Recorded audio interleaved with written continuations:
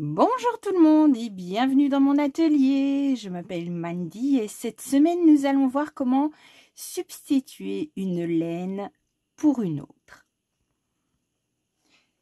Donc comme vous pouvez le voir, aujourd'hui pas de laine ni de crochet. Nous aurons besoin d'un bloc-notes et de quoi écrire. Ça va être un tutoriel un peu théorique. Nous allons avoir besoin de toute notre matière grise et peut-être bien aussi d'une calculatrice. Mais n'ayez pas peur, ça va être facile. Donc nous allons voir comment nous pouvons, on a déjà tous eu le cas quand on voit un modèle qui nous plaît, de ne pas avoir la laine préconisée par le modèle sous la main ou de ne pas avoir envie de le faire avec cette laine-là. Donc pour ça, nous devons changer de laine, soit la laine qui nous plaît n'est pas de la même grosseur que la laine présentée dans le modèle, soit ce n'est pas la même fibre.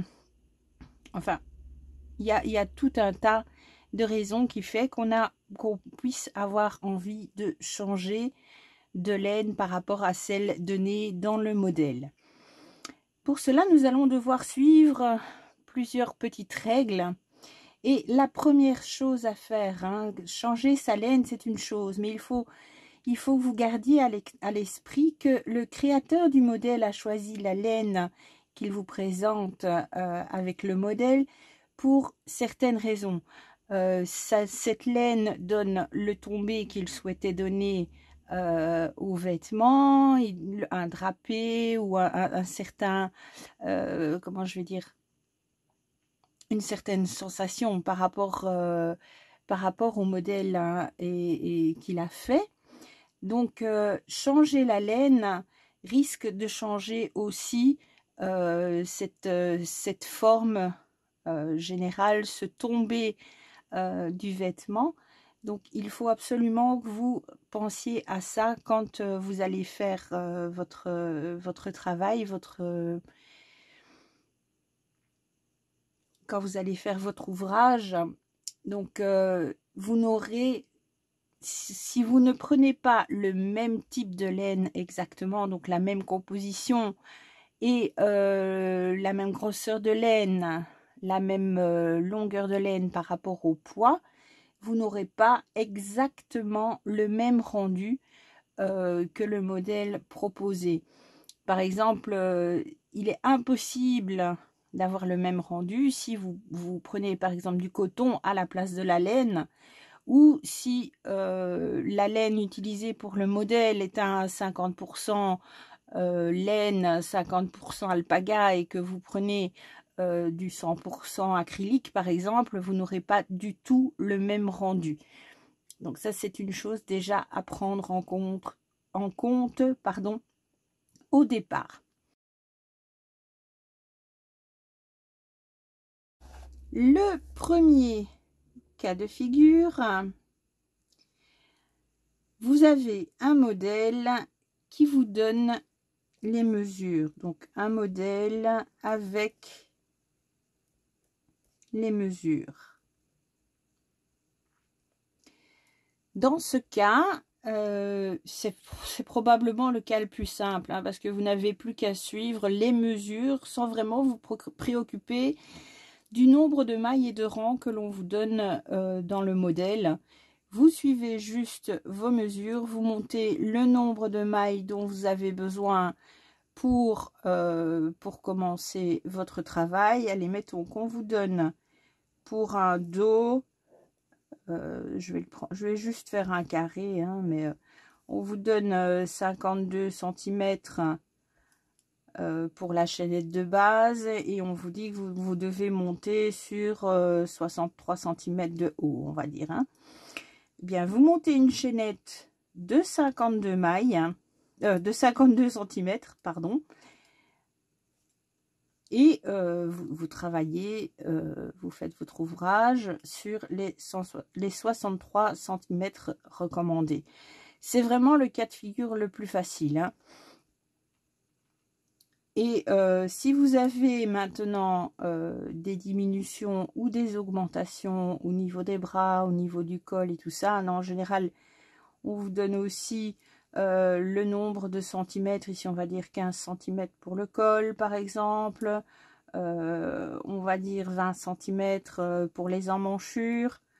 Vous faites toujours en suivant les mesures et non pas en suivant le nombre de mailles que l'on vous donne.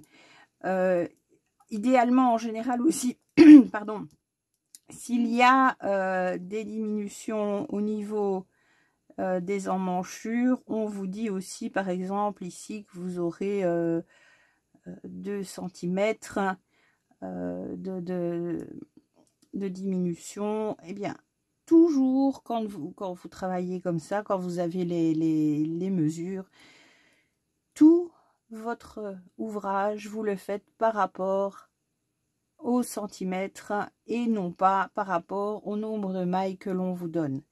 Donc voilà, ça c'était pour le cas le plus simple à mon avis.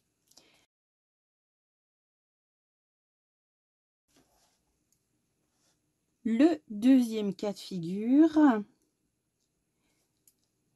vous n'avez pas les mesures, mais on vous donne les informations d'un échantillon.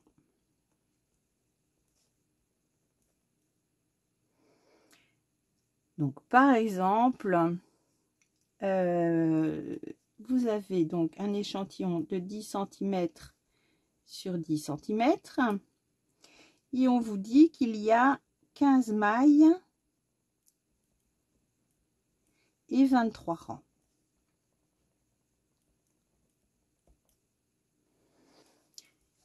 Donc dans le modèle original, nous savons que pour un échantillon de 10 cm sur 10 cm, nous devons faire 15 mailles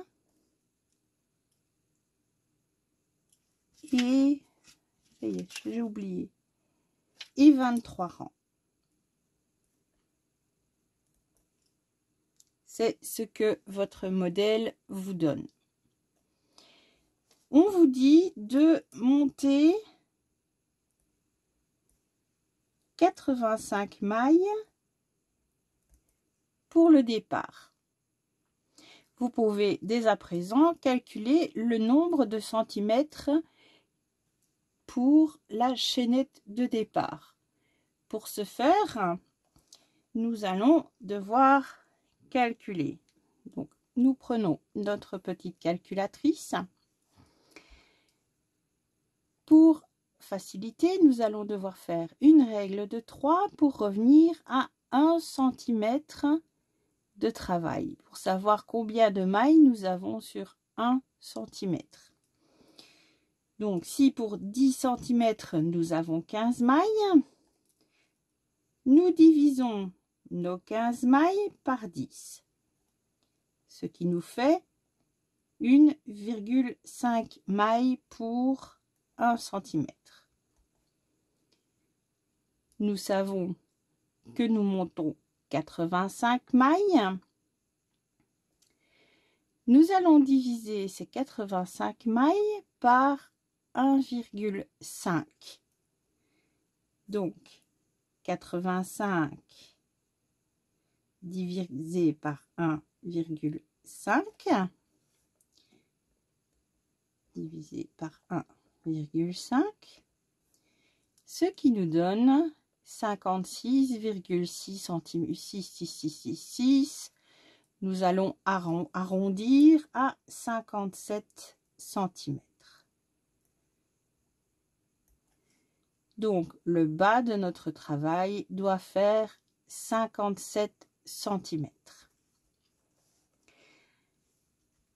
Notre nouvelle laine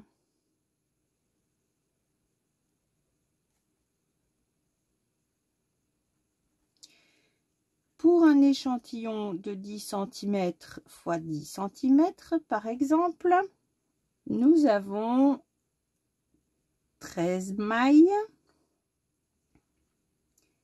et 18 rangs.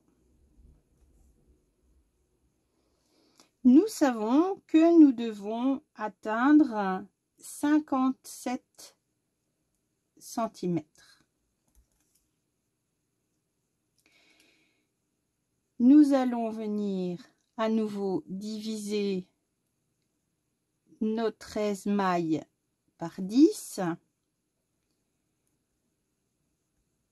ce qui nous donne 1,3 mailles pour 1 cm. Donc, tout à fait logiquement et facilement, nous allons faire 1,3, ce qui équivaut à 1 cm, fois 57 pour avoir nos 57 cm.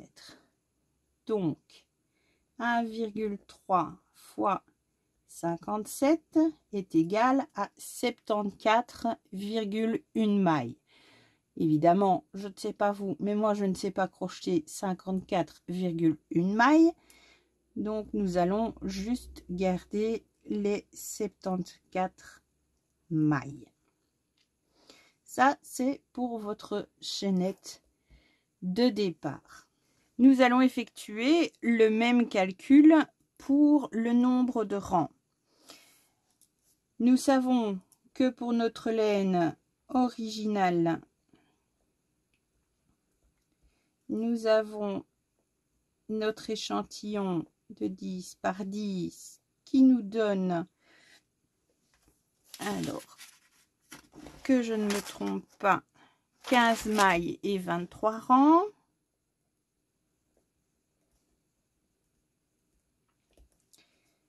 Notre nouvelle laine,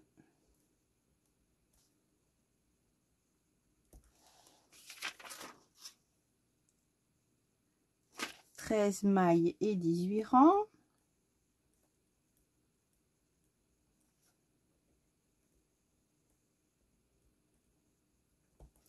Et nous allons faire le même calcul.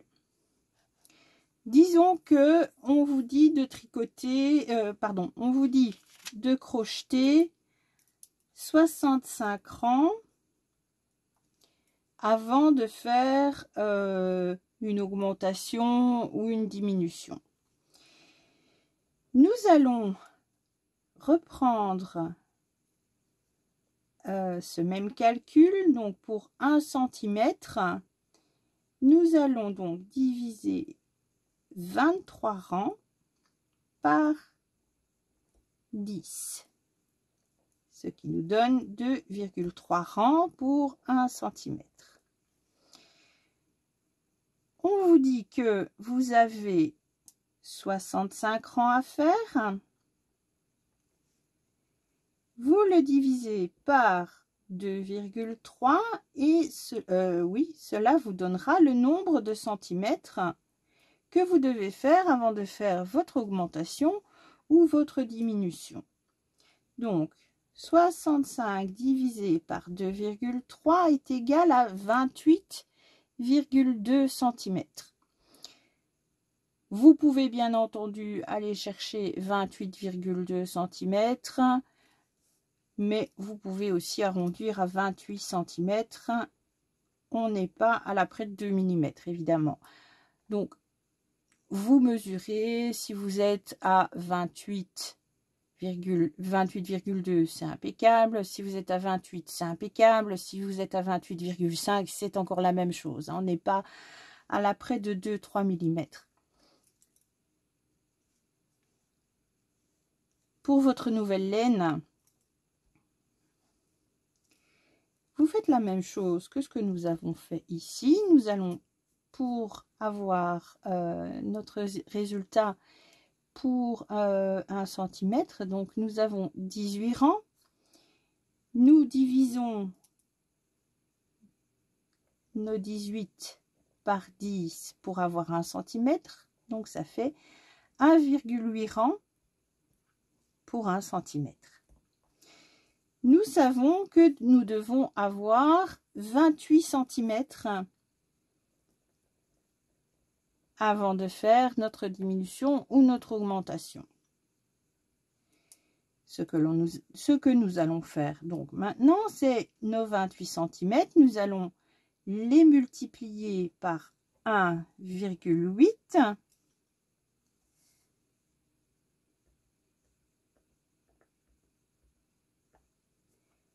Ce qui nous donne 50,4.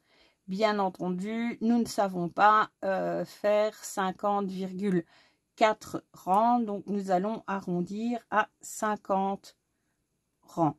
Donc vous devez faire 50 rangs pour avoir vos 28 cm.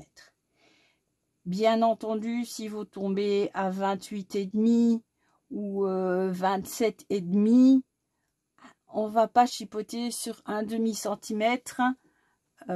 Si maintenant vous voyez qu'en faisant un rang en plus, vous vous approchez un peu plus du nombre de centimètres dont vous avez besoin, bon, là, il faut jouer un petit peu. Mais en général, en suivant ce calcul, vous devriez atteindre les mesures proposées par votre modèle. Donc voilà ce qu'il en est pour le cas où vous n'avez que les informations concernant l'échantillon. Et c'est là qu'on dit finalement qu'on aurait bien fait de suivre correctement les cours de maths à l'école. Le cas suivant, vous n'avez ni mesure ni échantillon. Bien évidemment, c'est le pire des cas, c'est celui qui fait peur. Bon, vous suivez soit un modèle écrit, soit une vidéo, et vous n'avez vraiment rien d'autre que votre laine, la grosseur de la laine donnée, le crochet que vous utilisez, le nombre de mailles de départ, le nombre de rangs et tout ça, mais vous n'avez absolument aucune autre information. Si vous avez un peu de chance, on vous donne quand même les différentes tailles possibles à faire. Donc on vous dit par exemple ce modèle est effectué pour une taille 40-42 ou un S ou un M ou un L, où on vous donne les indications pour faire telle taille, telle taille, telle taille. Là, ce qu'il faudra que vous fassiez, c'est d'aller sur Internet et chercher un tableau de mensuration. Vous trouverez facilement, je vais en mettre un ici, vous trouverez ça sur Internet et dans ce tableau, on vous donne pour une taille 40, le tour de poitrine, le tour de taille, la hauteur épaule-hanche, la longueur des manches, tout ça. Donc là, à ce moment-là, vous retombez dans le cas numéro 1 où vous devez suivre les mesures. Si vraiment on ne vous donne absolument rien, bon, là, vous n'avez pas le choix. Il faut absolument que vous cherchiez la même laine ou une laine extrêmement similaire avec la même fibre et le même grammage et le même métrage. Là, il n'y a vraiment pas le choix. Allez, on va reprendre cette laine-ci. Donc, on vous dit que c'est une laine 100% polyacrylique, qu'elle fait 133 mètres pour 50 grammes et qu'elle se crochette ou qu'elle se tricote au 3,5, 4,5. Et que vous pouvez faire un échantillon avec 20 mailles et 27 rangs. Attention que sur les laines, sur les bandelettes, les échantillons qui sont donnés sont des échantillons pour le tricot.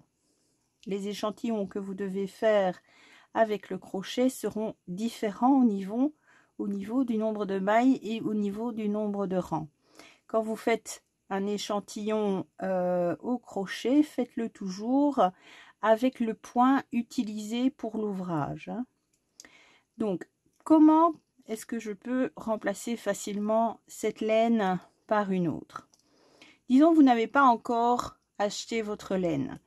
Quand vous allez acheter votre laine, vous prenez ces références-là avec vous. Le mieux, c'est peut-être de prendre une photo du magazine ou de noter ce dont vous avez besoin. Donc, vous notez la composition de la laine, le grammage et le métrage. Et vous allez au magasin chercher votre laine et vous cherchez une laine similaire, c'est-à-dire en 100% polyacrylique, 50 grammes et 133 mètres, qui se crochette en 3,5, 4,5. Ça, c'est la solution la plus simple. Vous avez exactement ou presque exactement la même laine, donc vous devriez avoir le même rendu et vous pourrez suivre exactement les explications du modèle que vous avez. Maintenant, même si vous avez trouvé une laine similaire à celle que vous avez dans votre modèle, celle qui est indiquée dans votre modèle, faites un échantillon. Pourquoi? Parce que la laine est probablement un tout petit peu différente malgré tout. Donc, dans votre échantillon ici, par exemple, je vais prendre, même si c'est pour le crochet, même si c'est pour le tricot, je vais prendre les références ici. Donc, vous avez pour un échantillon de 10 cm par 10 cm, vous avez 20 mailles pour 27 rangs. Faites votre échantillon en faisant 20 mailles et 27 rangs. Suivez bien entendu l'échantillon qui vous est donné dans votre modèle et mesurez. Si vous avez plus de 10 cm sur 10 cm, réessayez, refaites un échantillon avec un crochet plus petit. Si vous avez un échantillon qui fait par exemple 9 cm sur 9 cm, faites-le avec un crochet plus gros. Vous avez choisi la laine que vous souhaitez utiliser pour votre ouvrage. Vous avez besoin de savoir combien de boules vous avez besoin pour faire ce travail. Donc, par exemple, sur votre étiquette, vous avez ces informations-ci. 50 grammes, 133 mètres. Donc, pour 50 grammes, nous avons 133 mètres. Et le modèle nous explique qu'il nous faut 7 boules, par exemple.